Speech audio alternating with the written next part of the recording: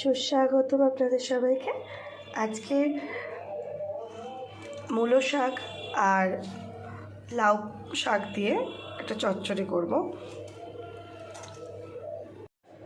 এর মধ্যে লাউ শাকও আছে আর মূলো শাকও আছে মেশানো। আর এখানে সবজি কাটা আছে, শিম, মূলো, আলু, বেগুন, পটল, ঝিঙে সব। আর এখানে মাছ, চিংড়ি মাছ ম্যারিনেট করে রাখা রয়েছে।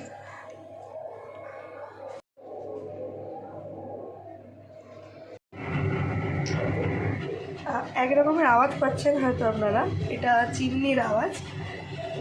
রান্না শুরু করছে, কড়া দিতে গেছে, এতে অল্প তেল দিয়ে নিচ্ছি।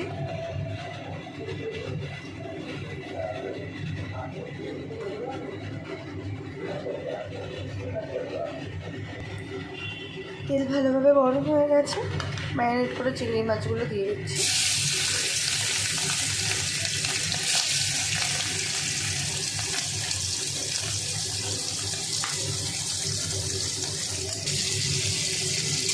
মাছগুলোকে হালকা করে ভেজে নেবো, খুব কড়া করে ভাজবো না।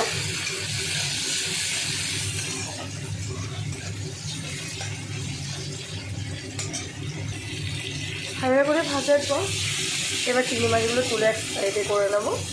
বেশি ভাজলে করে হয়ে যাবে।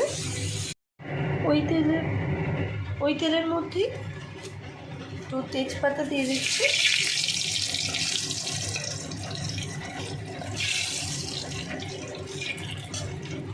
আর একটু শুকনো লঙ্কা দিয়ে দিচ্ছি। তারপর একটু সামান্য নাড়াচাড়া করে আমি একটু সাইড করে নিলাম। এখানে একটু জিরে, রাঁধুনি আর পাঁচফোড়ন দিয়ে দিলাম। আমি পাঁচফোড়ন দিলেও তার সাথে একটু সামান্য জিরে আর রাঁধুনি একটু বেশি পরিমাণে দিয়ে দিই, তাতে গন্ধটা খুব ভালো আসে, স্বাদও ভালো আসে। এবার এর মধ্যেই একটু পেঁয়াজগুলো দিয়ে দিচ্ছি।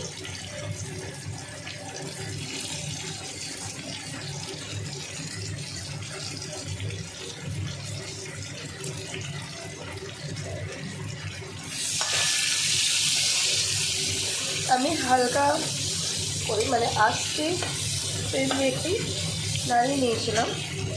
এখন মিডিয়াম ফ্লেমে পেঁয়াজটা একটু নাড়াচাড়া করে নিচ্ছি।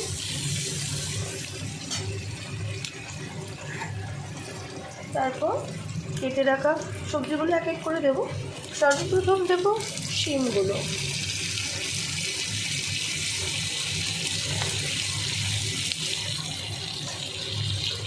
তার সাথে দিয়ে দেবো পটল।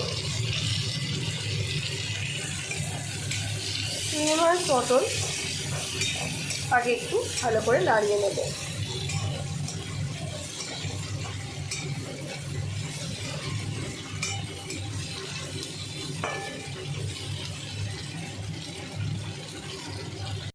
নাড়িয়ে নেওয়ার পরে আলুগুলো, মূলোগুলো আর বেগুন দিয়ে দিচ্ছি।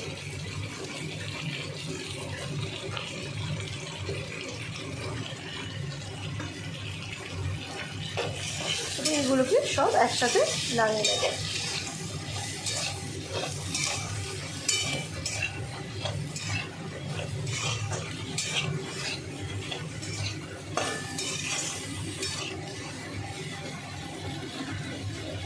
কিছুক্ষণ নাড়াচাড়ার পর ঝিঙেগুলো দিয়ে দেব।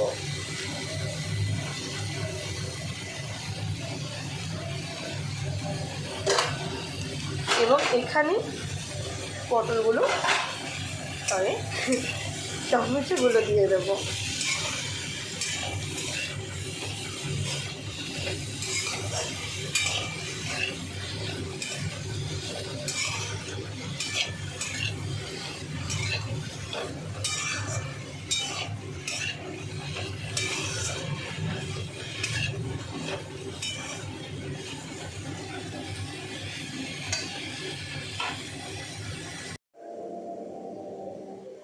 এখন এটা চাপা দিয়ে রাখা আছে, ভাজা হচ্ছে সবজিগুলো। ততক্ষণে আমি মশলাটা করব।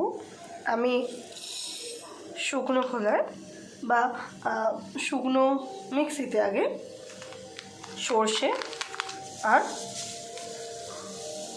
তার সাথে একটু পোস্ত শুকনো আগে গুঁড়িয়ে নেব। শুকনোভাবে আগে গুঁড়িয়ে নিয়েছি সর্ষে আর পোস্তকে ভালোভাবে। এভাবে মিহি করে যদি শুকনোভাবে আগে গুঁড়িয়ে নেন তাহলে পেস্টটা খুব ভালো হয়। এবার এর মধ্যে আমি কাঁচা লঙ্কা দিচ্ছি, যে যেরকম ঝাল খেতে পছন্দ করে সেই হিসাবে দিয়ে দিতে হবে। আর এর সাথে একটু নুন দিয়ে দিতে হবে। তাতে কি হবে, সর্ষেটা দিতে হবে না, সর্ষের পেস্টটা, সর্ষে পোস্তের পেস্টটা। তার সাথে আমি একটু জল দিয়ে নিচ্ছি সামান্য। এখন ঢাকাটা খুলে নাড়িয়ে নেব।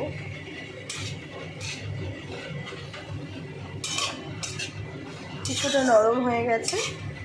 এবার এর মধ্যে আমি মূলো শাক আর লাউ শাকটা যেটা কুচিয়ে ধুয়ে রাখা রয়েছে ওগুলো এর মধ্যে দিয়ে দেব।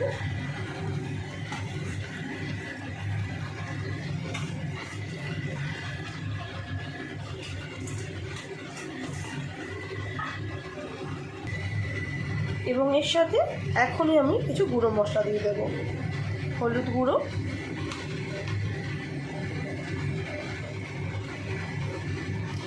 জিরে গুঁড়ো,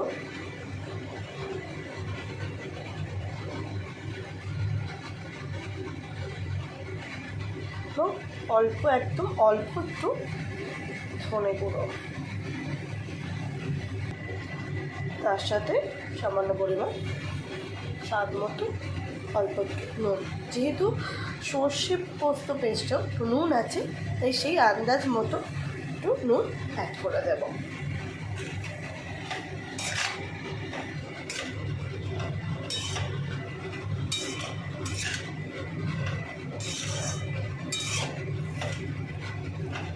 সব গুঁড়ো মশলাগুলোর সাথে শাক সবজিগুলো সব ভালো করে মিশিয়ে নেব।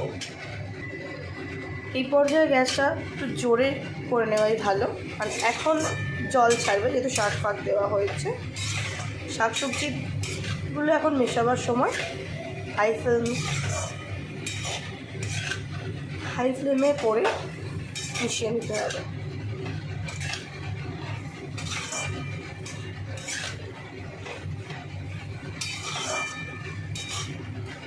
এই পর্যায়ে আমি এটা একটু চাপা দিয়ে রেখে সিদ্ধ করে নেবো একটু।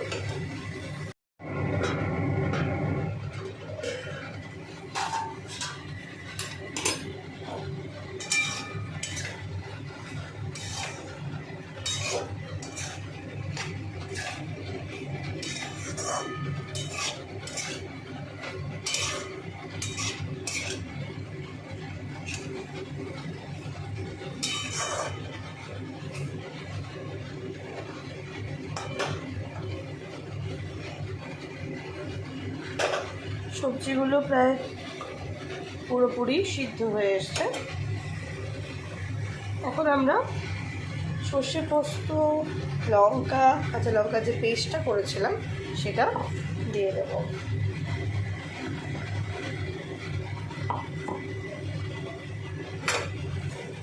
ভালোভাবে নাড়িয়ে নিচ্ছি।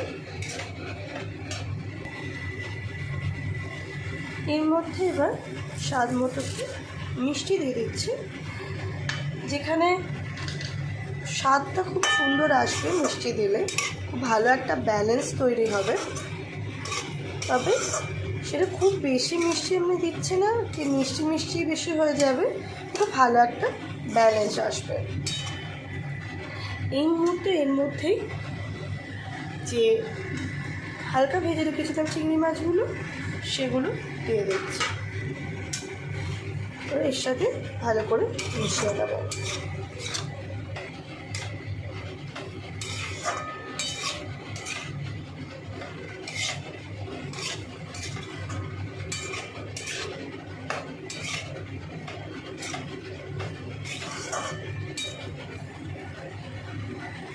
এর মধ্যে এখন যে মশলাটা করেছিলাম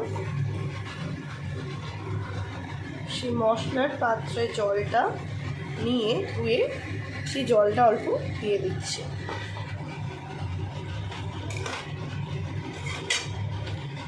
হাই ফ্লেমে এটা ভালো করে নাড়িয়ে চাড়িয়ে নেব।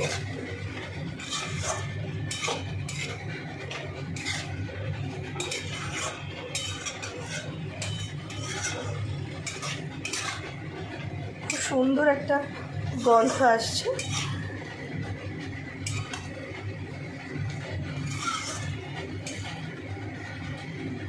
আর কিছুক্ষণ চাপা দিয়ে রাখবো।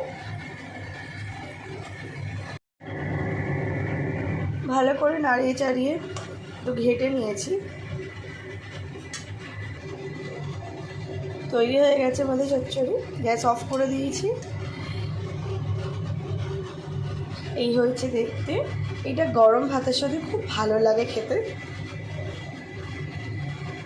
আপনারা করে খেয়ে দেখবেন, আশা করছি আপনাদের ভালো লাগবে।